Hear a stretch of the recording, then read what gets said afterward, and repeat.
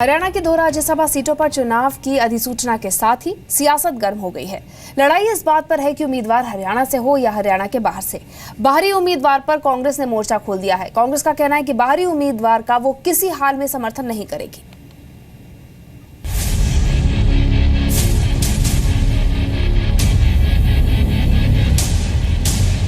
हरियाणा में राज्यसभा की 2 सीटों को लेकर सियासत तेज हो गई है।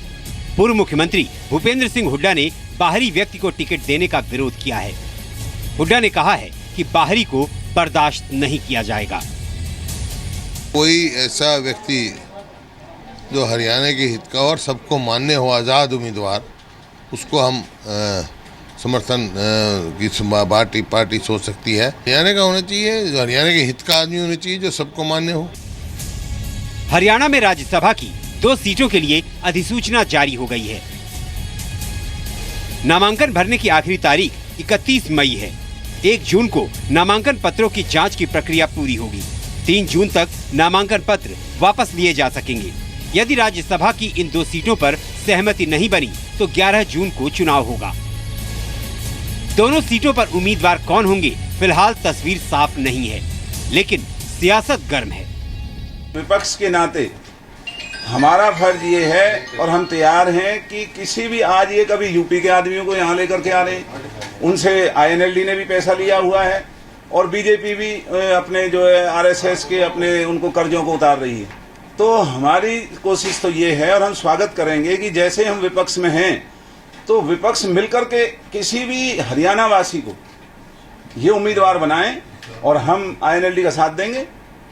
यहाँ हरियाणा का कोई भी आदमी इंडिपेंडेंट अगर आता है तो हम उसे बनाने के लिए तैयार हैं। आज हरियाणा की सीट को यूपी के किसी अखिलेश गुप्ता को या पंजाब के किसी खन्ना को, जो ये दोनों मिलकर के बेचने में लगे हुए हैं, तो ये गुनाह है, ये नहीं होना चाहिए।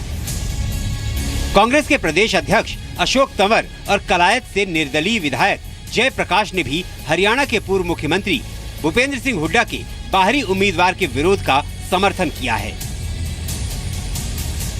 पहले सुरेश प्रभु आ गए, अब ये आ गए। क्या मामला है, क्या है? नंबर तो इनेलो के पास भी नहीं और कांग्रेस के पास भी नहीं। हरियाणा का कोई साथी होता तो ज्यादा बेहतर होता। किसी भी पार्टी ने बाहरी व्यक्ति का टिकट देने का काम किया तो हरियाणा प्रदेश की जनता और हम लोग इसका विरोध करेंगे।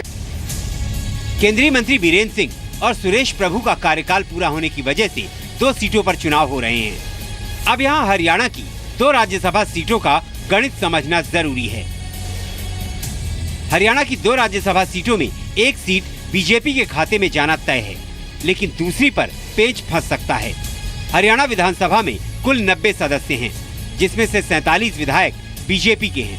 INLD के पास अकाली दल के 1 विधायक को जोड़कर 20 विधायक हैं, जबकि हाल ही में कांग्रेस में विलय करने वाली कुलदीप बिश्नोई की HJC के पास 2 विधायकों को मिलाकर कांग्रेस के खाते में 17 MLA हैं। 5 निर्दलीय और 1 BSP का विधायक हरियाणा विधानसभा को पूरा करते हैं। दूसरी सीट के लिए बीजेपी को 10 अतिरिक्त वोटों की जरूरत है। ऐसे में INLD और कांग्रेस का रोल अहम हो जाएगा। अगर बीजेपी, INLD और कांग्रेस के विधायक अलग अलग वोटिंग करते हैं तो बीजेपी राज्यसभा की दूसरी सीट पर भी जीत हासिल कर सकती है। पुनीत परिंजा, जी मीडिया, चंडीगढ़।